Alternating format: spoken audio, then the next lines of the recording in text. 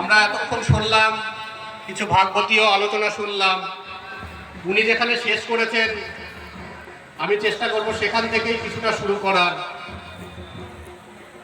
কৃষ্ণ কৃষ্ণ হরে হরে, গীতা পাঠ ঘরে ঘরে। কৃষ্ণ কৃষ্ণ হরে হরে, গীতা পাঠ ঘরে ঘরে।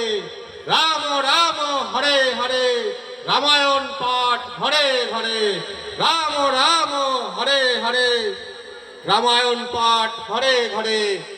আমরা এসছি সকলে, আমরা এই হিন্দু সমাজের জন্য বাঁচবো, আগামী দিনে সেই পথ চলা নিয়ে এগোবো। আমরা আমাদের এই নদিয়ার ভূমিতে আমরা দেখেছি 500 বছর আগে শ্রী চৈতন্যদেব এসেছিলেন।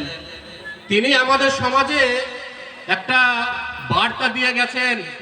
সেই বার্তা আজকে আমরা সকলেই জানি, সকলেই শুনেওছি, কিন্তু এই সমাজে আমরা সেই বাণী কতটা মানি, সেই মানার উপরে আমাদের হিন্দু সমাজ নির্ভর করবে। তো মানা বলতে তিনি বলতেন সংঘ শক্তি কলৌ যুগে। এই কলি যুগে সংঘ শক্তি হচ্ছে সব থেকে বড় শক্তি, আর এই সংঘ শক্তির মধ্যেই সমস্ত শক্তি নিহিত আছে। তো আমাদের মনে রাখতে হবে যে শ্রী চৈতন্যদেব এই সংঘ শক্তির মাধ্যমে আমাদের একত্রিত হওয়ার যে বার্তা দিয়েছেন, সেই বার্তা নিয়ে আমরা বর্তমান সমাজে বাঁচব। সেইটাই আমাদের বর্তমান বিভিন্ন হিন্দু সংগঠন তথা আমাদের রাষ্ট্রীয় স্বয়ংসেবক সংঘের যে মূল উদ্দেশ্য। এবং বর্তমান সমাজের কিছু আগে আমরা স্বামী প্রণবানন্দজির কথা আমরা জানি। তিনিও বলতেন হিন্দুর বিদ্যা আছে, হিন্দুর বুদ্ধি আছে, হিন্দুর অর্থ আছে, সামর্থ্য আছে, শক্তি আছে, শুধু একতা শক্তির অভাব। যেদিন একতা শক্তি হয়ে যাবে সেদিন এই হিন্দু সমাজ অজেয় হয়ে উঠবে, বিশ্বগুরু স্থান এই দেশ পাবে। তো এই আমাদের বার্তা, এই যে প্রণবানন্দজি এবং শ্রী চৈতন্যদেব তার এই নদিয়ার ভূমিতে দিয়ে গেছেন, সেই বার্তা নিয়ে আমরা চলবো। তো আমরা দেখি পাড়ায় পাড়ায় প্রত্যেক বছর আষাঢ় মাসে বিভিন্নভাবে আমাদের হরিনাম সংকীর্তন হতে পাড়ায় পাড়ায় আমরা পঞ্চতত্ত্বের পুজো করি। কিন্তু আমরা একটা জিনিস বুঝতে পারি কিনা জানি না, আমরা সবাই জানি এই যে পঞ্চতত্ত্বের আমরা যে ছবিগুলো দেখি, আমি বিস্তারিত যাব না, আমি সংক্ষেপেই যাব। এই পঞ্চতত্ত্বের 5 জনের বাড়ি কিন্তু 5 জায়গায়। কারোর বাড়ি নদিয়ায়, কারোর বাড়ি বীরভূম, কারোর বাড়ি বাংলাদেশের চট্টগ্রাম, কারোর বাড়ি 24 পরগনা, কারোর বাড়ি এই নদিয়া ওই প্রান্তে। অখণ্ড নদিয়া ডিস্ট্রিক্ট, অখণ্ড নদিয়া জেলা পূর্ব প্রান্তে 5টা, কুষ্টিয়া, চট্টগ্রাম, কুষ্টিয়া, চুয়াডাঙ্গা, এই যে জায়গাগুলো সেগুলো সব নদিয়ার মধ্যেই ছিল। তারা সেই মানুষ এক সময় একসাথেই আমরা পথ চলতাম। কালের বিবর্তনে বিভিন্ন রকম শক্তির আগমনে আজ এই নদিয়া ডিস্ট্রিক্টও খণ্ডিত হয়েছেন।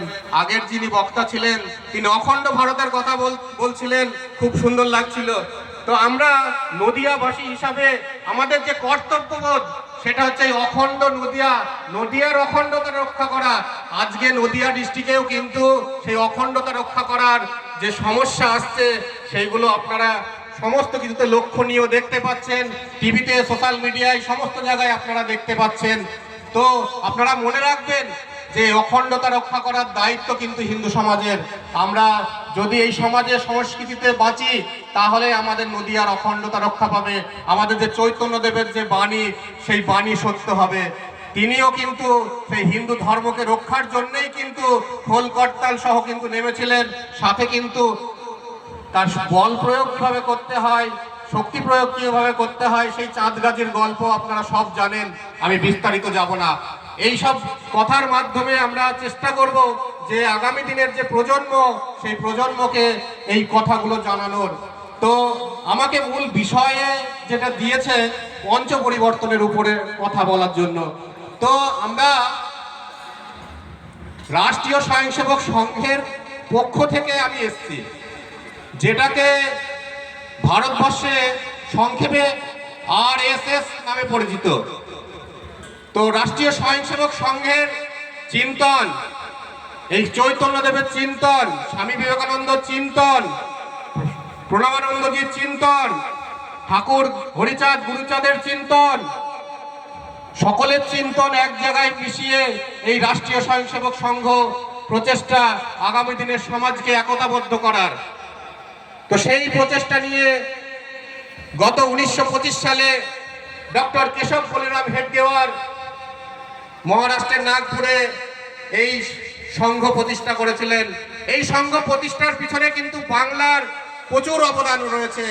তিনি কলকাতা মেডিকেল কলেজে পড়তে এসেছিলেন, এই সমাজের চিকিৎসা করার জন্য তিনি অনুভব গ্রহণ করেছিলেন এবং তিনি এই সমাজের যে আমাদের যে অখণ্ডতা রক্ষা করা, একতাবদ্ধ সমাজ তৈরি করা, তার জন্য তিনি অনুশীলন সমিতির অনুপ্রেরণায় তিনি নাগপুরে ফিরে গিয়ে রাষ্ট্রীয় স্বয়ংসেবক সংঘ 1925 সালে তৈরি করে।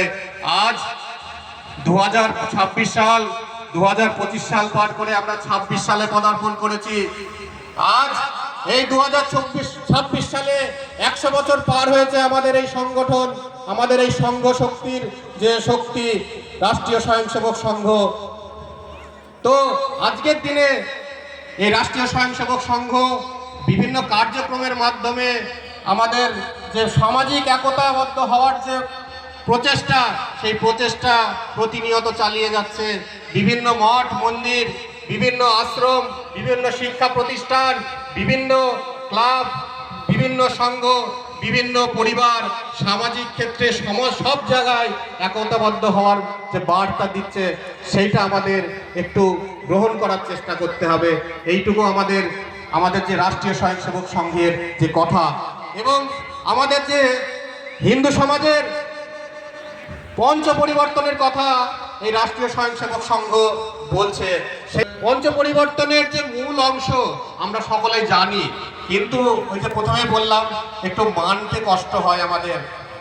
আমরা হিন্দু সমাজে বাস করি, আমাদের প্রথমত সামাজিক সমরসতা বোধ থাকতে হবে, দ্বিতীয়ত পরিবেশের প্রতি আমাদের সংরক্ষণের প্রতি আমাদের দৃষ্টি রাখতে হবে এবং স্বভাব জাগরণ করতে হবে, স্বদেশের প্রতি ভাব জাগরণ করতে হবে এবং চতুর্থত পরিবার প্রবোধন, কুটুম্ব প্রবোধন। আমাদের আজকে একান্নবর্তী পরিবার খুব কমই দেখা যায়। আমাদের বর্তমান সমাজে একান্নবর্তী পরিবারের অভাব হয়ে গেছে। এবং সবশেষে যেটা বলবো, নাগরিক কর্তব্য।